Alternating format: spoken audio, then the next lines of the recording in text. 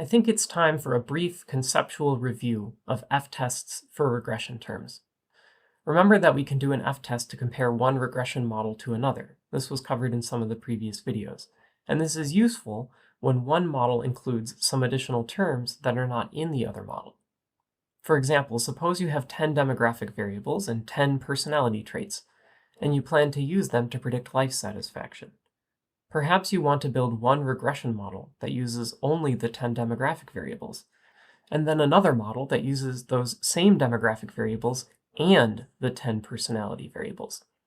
That second model is more complex than the first one because it has 10 additional predictors in it. The more complex model explains additional variance in the response variable compared to the less complex model. Adding predictors always allows you to explain additional variance.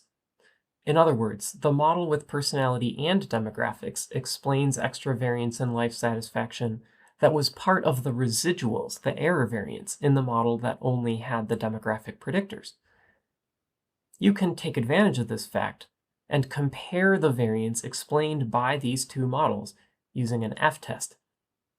The key test divides the extra variance explained by the personality variables to the error variance from the more complex model, the one with the personality and demographic variables in it. We call this ratio of variances f. This f has 10 numerator degrees of freedom because the more complex model has 10 additional terms compared to the less complex model. The denominator degrees of freedom is the same as the error or residual degrees of freedom from the more complex model. A ratio of two observed variances from the same theoretical distribution has an f distribution. This fact lets us calculate a p-value by figuring out how extreme our observed f ratio is compared to what you'd expect due to chance alone. Long story short, this process tests whether the extra variance explained by the 10 personality variables is enough that it would be unlikely to happen due to chance by adding 10 purely random variables to the model. We can use f-tests like this to quantify the variance explained by each factor in an ANOVA model by conducting a separate f-test, a separate model comparison for each one. But remember, ANOVA usually involves talking about main effects, and there are multiple types of main effects. In the context of f-tests for ANOVA models, the types of main effects have names, rather confusing names, unfortunately. Specifically, they're called Type 2 and Type 3, typically written with Roman numerals.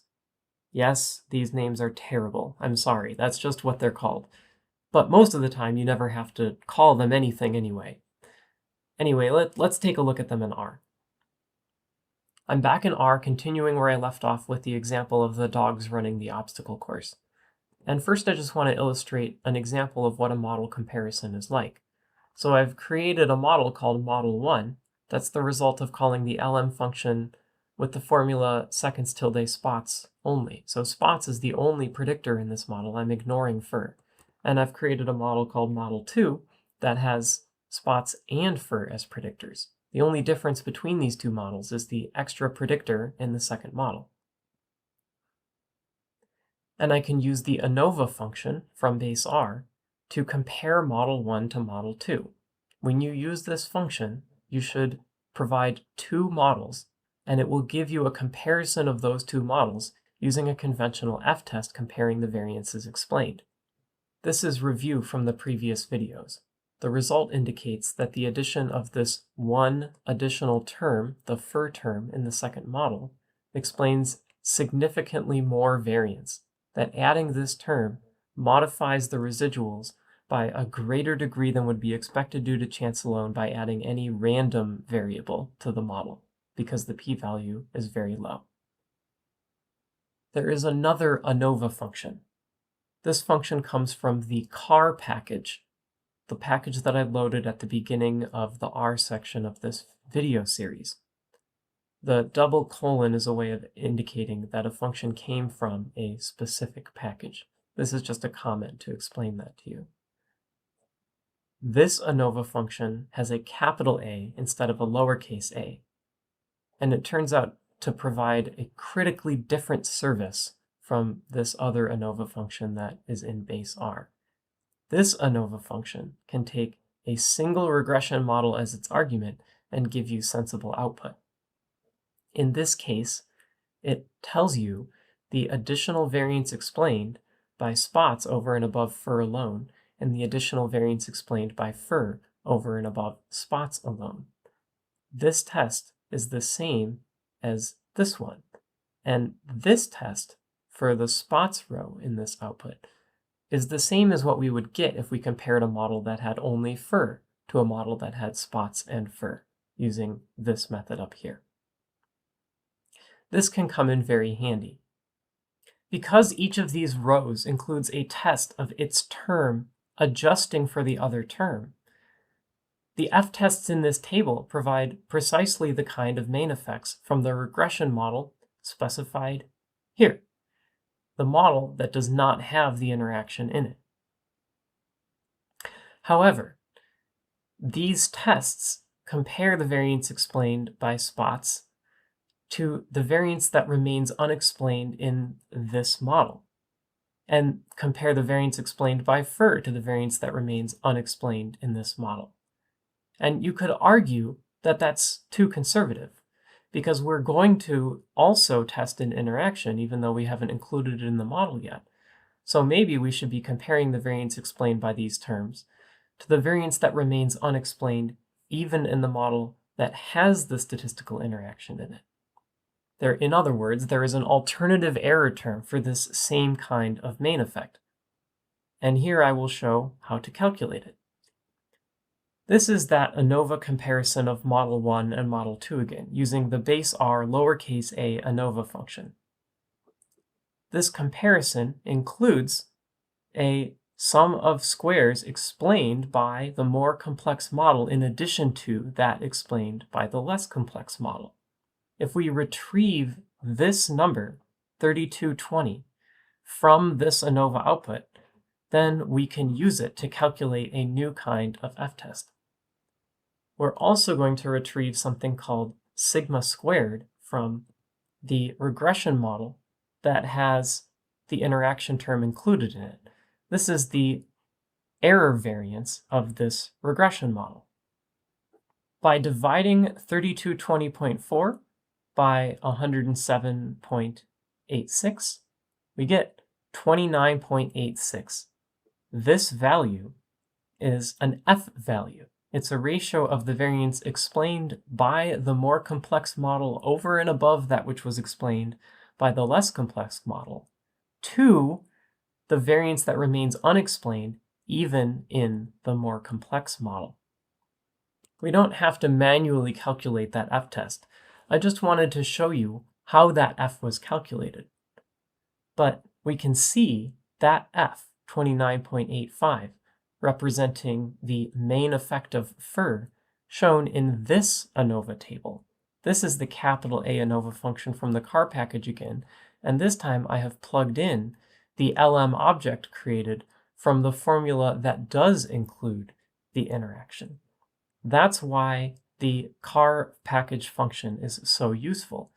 It can automatically give us f-tests consistent with the type of main effect that excludes the interaction from the model in a table together with an f-test of the interaction itself. So this 29.86 represents the ratio of the variance explained by fur in a model that does not include the interaction to the variance that remains unexplained in a model that does include the interaction. This f-test is a test of the main effect of spots, this one a test of the main effect of fur, and this one a test of the interaction term. These two are based on a model that does not include the interaction term. This one is based on the model that does include the interaction term, but they all use the error term from the model that does include the interaction term.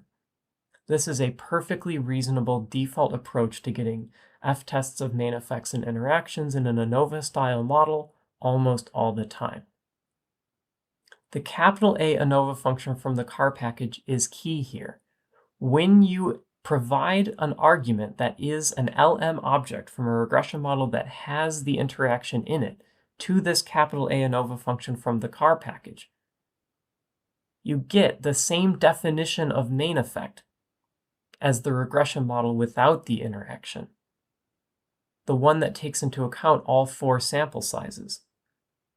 But you get this definition of main effect in such a way that it compares the variance explained by that effect to a smaller estimate of error variance. Specifically, it's using the error variance from the regression model with the interaction included. The difference is that it does not treat the variance that would be explained by the interaction as error variance. Is it better to test these main effects using this smaller error variance? Well, it doesn't usually matter much. The option that uses the error variance from the same model can be more easily characterized as a single regression model, so it seems more parsimonious. It's also more conservative, except in fringe cases. However, the interaction is not really unexplained variance, since this whole procedure implies that we do know about the interaction. So treating it as error variance could be seen as overly conservative. In the end, both approaches are reasonable, and they give similar answers most of the time, because most interactions explain only a small portion of variance. Most of the time, you'll see me just plugging the regression model with the interaction into the capital ANOVA function from the CAR package, and therefore using the version of these main effects that compares them to the error variance from the more complex model. This is the capital ANOVA function from the CAR package using its default settings. But there's also another way to use this function, and it's called type 3. In this version of the capital ANOVA function call, I have provided the linear regression model object that used the centered versions of both predictor variables. And I have added a new argument, a type argument, that has the Roman numeral 3 as a string as its value. This type 3 approach provides f-tests of the terms that are literally in this regression model. So with type 3, there's no more maneuvering about with some of the terms from a model that does not include the interaction and some of the terms from a model that does include the interaction. All of these terms are from the model with the interaction. And that means that these lower order terms, just like in the regular regression output, represent conditional associations between each of these variables and the response variable at the reference category of the other variable. This output mirrors the regression summary output precisely, except that the tests are presented as f-tests rather than as t-tests. And therefore, this version of the ANOVA output gives the type of main effect where the indicator variables are centered, just like in the regression model. This is just a way of getting the f-test for that type of main effect. So this is the association between spots and price, estimated at the value slightly closer to the straight furred dogs, because the reference category for the curly indicator variable is some point somewhere between curly and straight, slightly closer to straight because the sample size is bigger for straight. I can also use the type 3 approach to include the contrast-coded predictors in the model. And then I get f-tests consistent with those contrast-coded main effects that we looked at in the regression summary output earlier. These are conditional associations at the precise midpoint between the categories of the moderating variable. So this main effect of spots is actually the conditional association between spots and speed for a hypothetical dog that was precisely at the average of curly and straight. There is a really important warning here. Do not use type 3 unless you have carefully prepared your contrasts ahead of time by centering your variables or contrast coding your variables. When in doubt, avoid type 3. Because type 3 always gives you conditional effects. And therefore, you can only interpret those conditional effects as main effects if you have already set up your contrasts to permit that interpretation. This capital ANOVA function from the CAR package with type 3 does nothing to code your variables for you. That said, it is normative if you're going to provide some type 3 main effects in an ANOVA model that you set up a particular encoding beforehand. That's what type 3 typically means outside of the context of this function. It typically refers to some attempt to calculate overall main effects somewhere between the reference categories of the moderating variables.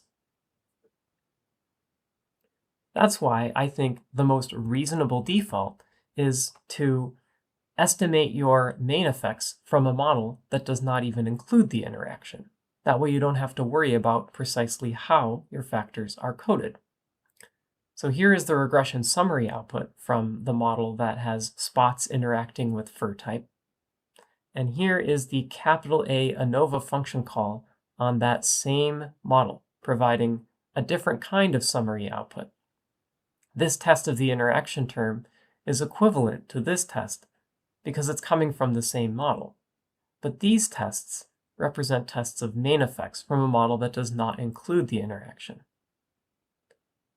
There's one more important warning. Do not use the lowercase a ANOVA function from stats from base R for this purpose. This function does not provide type 2 tests like this. In fact, it provides something that's almost never useful when you supply only one model argument to it. So although it may give you a table that sort of looks like this, it's not giving you the right answer. Focus on the type 2 output, the default output from the capital A ANOVA function from the car package for this purpose.